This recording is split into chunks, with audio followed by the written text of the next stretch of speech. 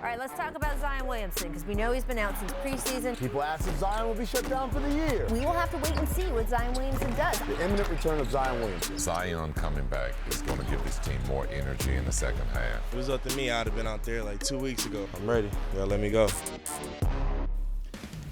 Okay, well, tomorrow the Raptors host the Sixers at 7, and that's a good game. It's a rematch of that playoff series from last year. But then, finally, it's Zion time, with the Pelicans taking on the Spurs at 9:30 Eastern, 6:30 Pacific.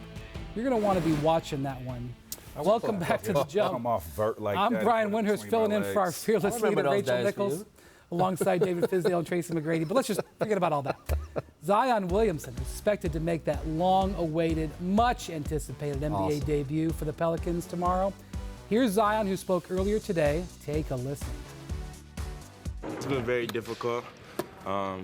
If y'all saw me meditating on the sidelines during the games, it's been very difficult, but it's finally here. I finally get to go back out there. There's a lot of times when I just want to punch a wall or kick chairs because it's frustrating. To not be able to move your body the way you want to, not to make any athletic movements. I mean, it's tough, especially since I'm 19 and haven't even played my first NBA game. So it was tough. It's my first NBA game. This is business now. It's different. He looks excited to me. I don't blame him.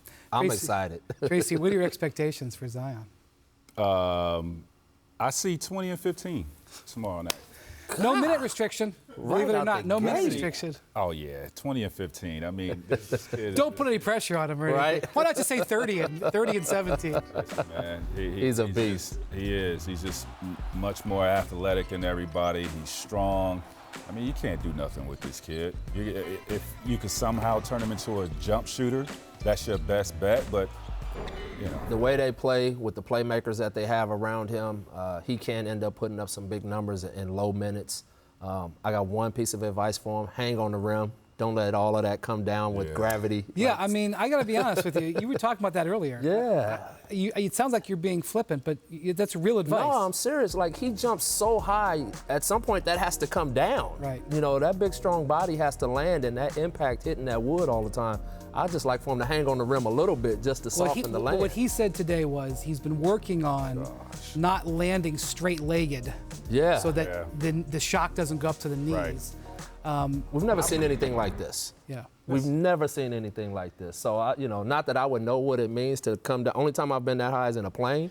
And so, but I can only imagine just the impact over and over again from landing. I'm just excited to have him back. So I want to see the Pelicans make this push for J.J. Redick's sake. He's been in the playoffs every single year that he's been in the league. Right. Tracy, what's it like coming back from injury and joining a team midstream like this? Well, I mean, mentally, it's a tough hurdle to get over. But I don't think he sustained a significant enough injury to bother him mentally.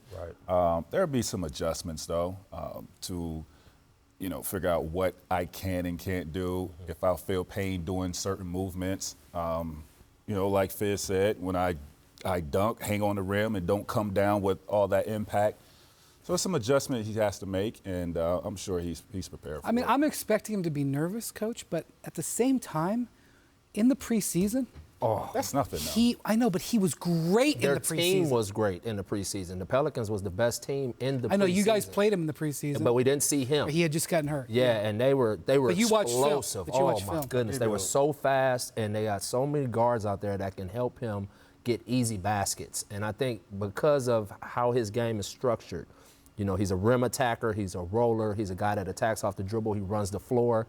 He will be able to hit the ground running from a statistical standpoint because he's not relying on They got to have a pet play in their lineup that no one's seen yet just to get him in. Alvin's got some stuff. That's one thing you don't have to worry about. Alvin Gentry's got some good stuff. Offensive rebound. I mean, he's got, he just gets buckets in the easiest ways, and I just think that that's going to allow him to fill up the stat sheet, especially with the space that they play with, the speed that they play at. And then Brandon Ingram is emerging as a star now in this league, and to have him, out there with them to take some of that pressure off, I think is really important. And I don't want that. He shouldn't put the pressure on himself to think that he has to will them into the playoffs. He just needs to blend in with that group and find his way, and eventually he'll turn into the guy we think he is. The Pelicans are in a good place right now. They had a nice win over the Grizzlies yesterday. Thanks for watching ESPN on YouTube. For highlights and analysis, check out the ESPN app And for live streaming and premium content, check out ESPN Plus.